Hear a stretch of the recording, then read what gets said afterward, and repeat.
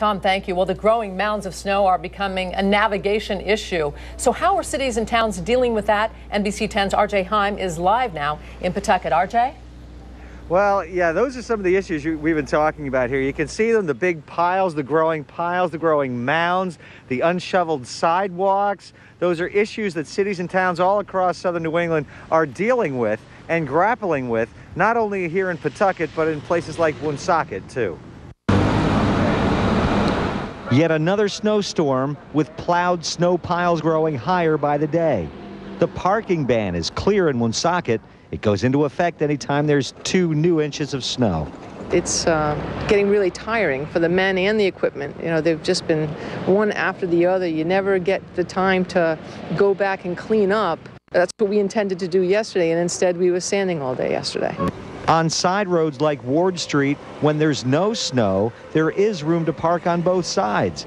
But with the growing piles this winter, even one-side parking makes getting through a challenge. I don't think any vehicle will be able to come down if people It's tight even with the car.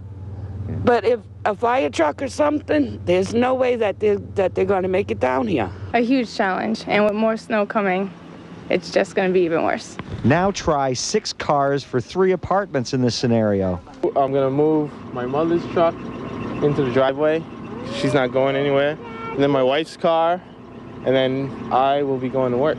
Now, Woonsocket DPW says it's not really the money that's getting in the way of clearing these snow mounds. It's the frequency of the storms. It's not just in Woonsocket, you know, statewide. Everybody is really tired. The men and the equipment who are out there, and men and women, it's, you know, out there plowing, sanding, shoveling to keep things cleared, pushed back, and you know, get people back to work and school.